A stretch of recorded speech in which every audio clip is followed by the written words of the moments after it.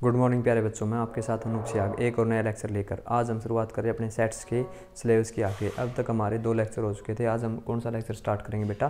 Third lecture की बात करें। सेट्स में अभी तक हमने क्या क्या पढ़ लिया था भाई? सेट फाइनाइट होते हैं, इन्फिनाइट होते हैं, ठीक है। फाई के बारे में पढ़ा था, फिर सेट बिल्डर फॉर्म पढ़ी थी, रोस्टर फॉर्म पढ़ी थी, फिर हमने टोटल नंबर ऑफ सबसेट कितने बनते हैं इसके बारे में पढ़ा था। आज हम आपको थोड़ा सा वेन डायग्राम बताते हैं। इस चैप्टर में हमारा क्या है? Venn diagram. वेन डायग्राम क्या होता है? हम टोटल एलिमेंट को शो करें, जैसे यहाँ पर 1 2 3 4 5, उनको एक सर्कल के द्वारा हम रोटेट करते हैं, ठीक है। तो वेन डायग्राम में सर्कल का यूज़ करते हैं। ये हमारे पास जैसे कोई वर्ड ए था, जैसे ए में एलिमेंट दे दिया आपको 1 2 3 4 5, ये आपका ए है।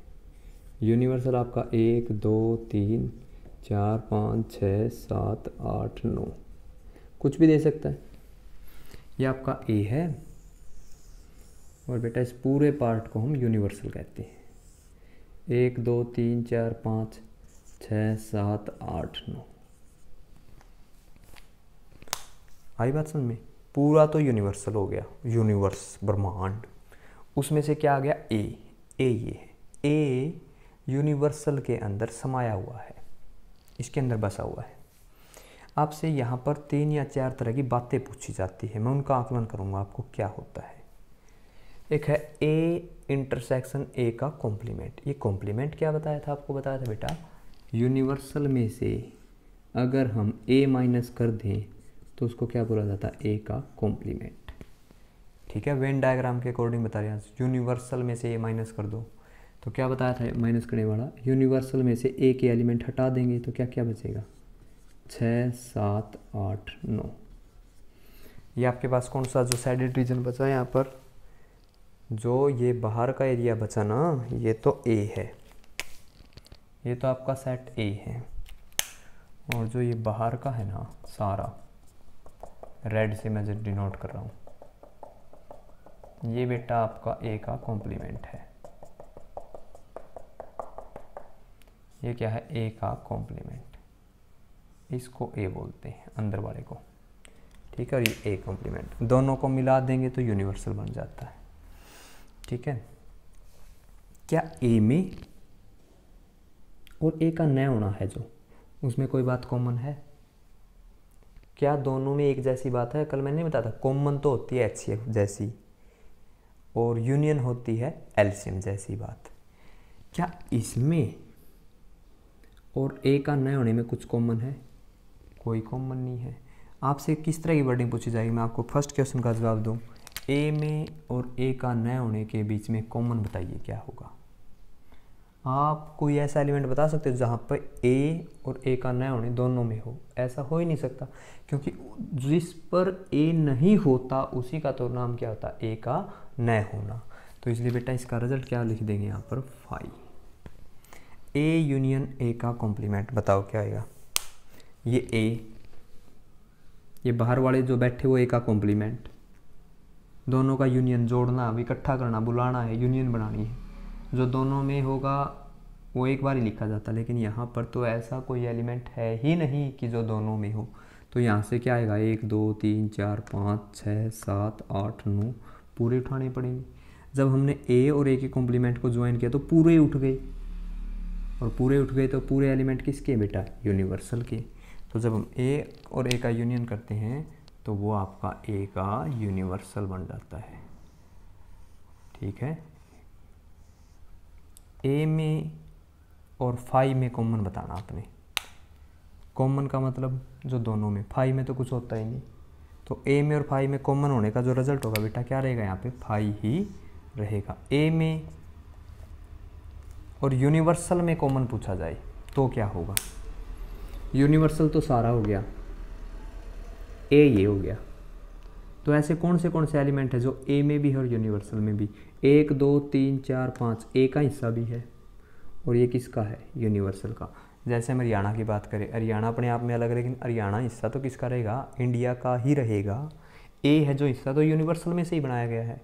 तो ए में और यूनिवर्सल में कॉमन नंबर कितने हैं, 5, 1 2 3 4 5।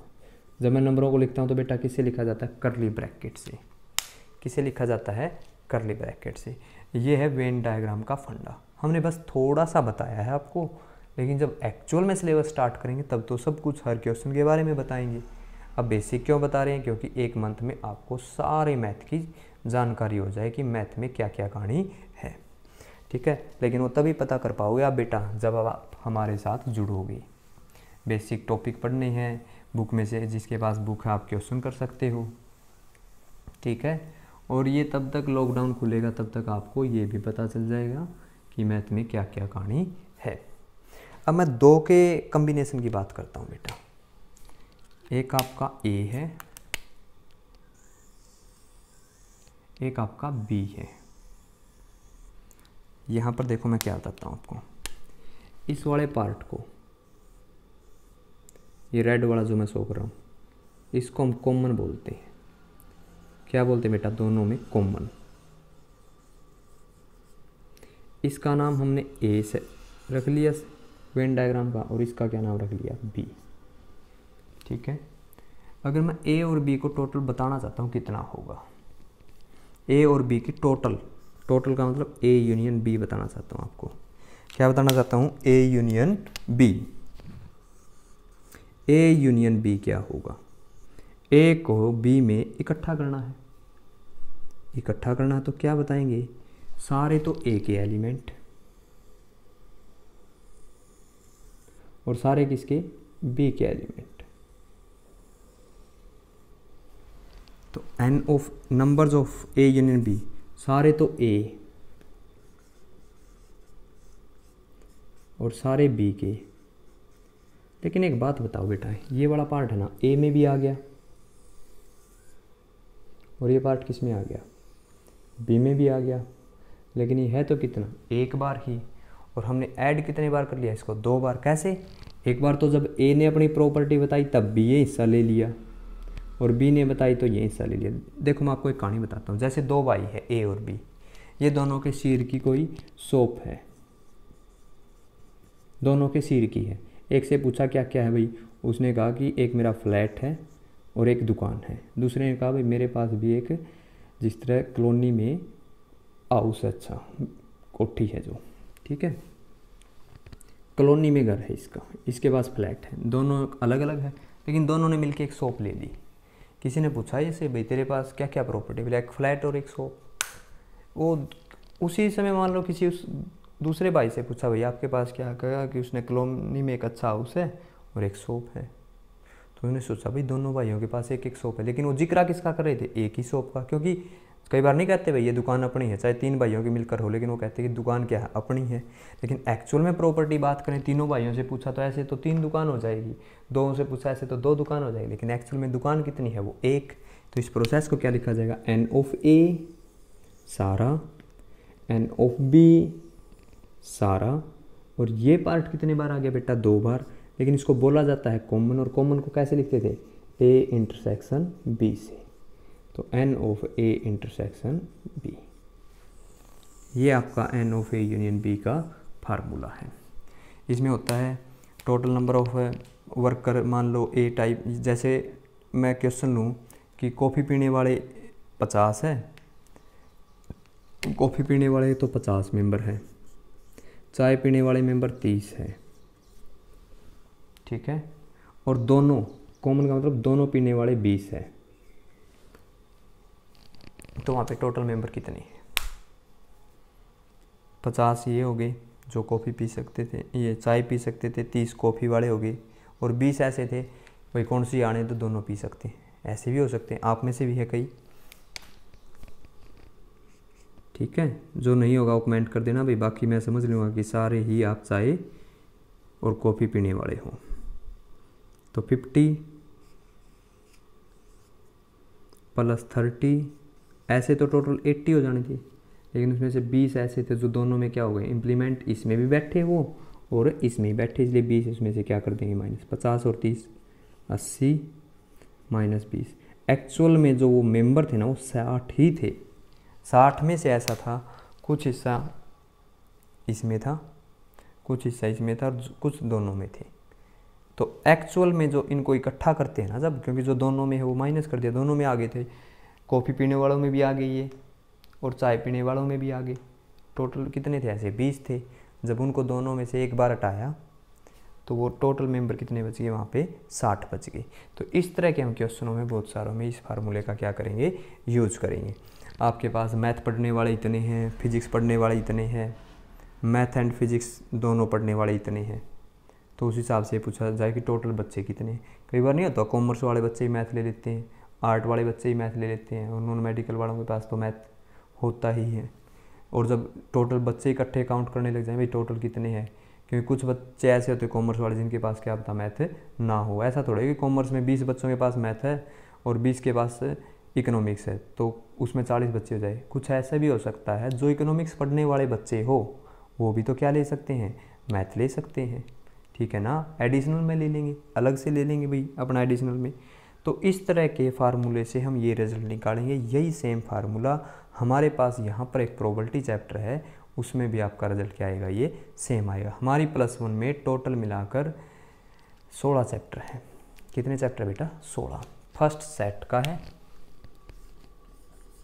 ठीक है, ये आपको समझ में आ गया सेट क्या कहानी है। दूसरा आपका रिलेशन एंड फंक्शन है, थोड़ा सा इसके बारे में भी आपको बताएंगे। थर्ड के बारे में मैंने बता दिया, फोर्थ बता देंगे, फिफ्थ के बारे में आपको बता दिया। 3 चैप्टर हमारे ऐसे हैं, सेट्स, ट्रिग्नोमेट्रिक और कॉम्प्लेक्स नंबर, ये हो गए हैं, ठीक है। तो कल हम फिर एक नए चैप्टर का जिक्र करेंगे आने वाले लेक्चर में, जिसमें आपको फिर मैथ के एक टॉपिक के बारे में और पता चल जाए। क्योंकि अब आप ये तो बता सकते हो कॉम्प्लेक्स नंबर में क्या क्या होता है, 10th की कोई बात थी अधूरी रहेगी, वो कॉम्प्लेक्स नंबर था। ट्रिग्नोमेट्रिक क्या थी, बेसिक बता दिया भाई, इसमें तो ऐसे ऐसे पूछा जाएगा, ऐसे ऐसे फार्मूले बनेंगे, बस ये ट्रिग्नोमेट्रिक है। सेट्स बता दिया, सेट्स में क्या होता है भाई, सेट्स में तो समूह बनाने होते हैं, फाइनाइट भी हो सकते हैं, इन्फिनाइट भी हो सकते हैं। फिर एक सेट बिल्डर फॉर्म होती है, एक वेन डायग्राम का जिक्र होता है और एक फार्मूले का जिक्र होता है। आप मतलब ब्रीफ बता दोगे पहले कि इसकी ये तो ये समरी है। फिर चैप्टर जब एडवांस करेंगे तो वही हो जाएगा। 10th का अब आपसे क्वेश्चन क्या पता इतने ना याद हो, लेकिन आप ये कह दोगे पहले चैप्टर में ये था, दूसरे में ये था, तीसरे में ये था, उसी से तो पता चलता है कि आपको मैथ आता है नहीं आता। वही यहाँ पे है, आप ये पता कर सकते हो कि आगे का मैथ पढ़ सकते हैं या नहीं पढ़ सकते, ठीक है। तो एक ही मंथ में आप पूरे सिलेबस का ये पता होता है कि भाई क्या क्या पढ़ना और क्या क्या नहीं पढ़ना। हमारी सोच तो यही कि पहले हम बेसिक बताएं, बेसिक से ही बच्चे का माइंड सेट हो जाएगा सिलेबस के लिए।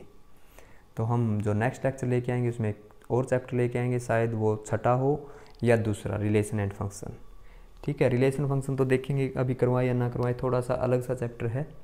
तो मैं छठा चैप्टर देखूंगा जिसमें लीनियर इनइक्वालिटीज़ है, 10th जैसा ही है, बस सिंबलों का यूज़ है उसमें, इस तरह के सिंबल का यूज़ करते हैं हम,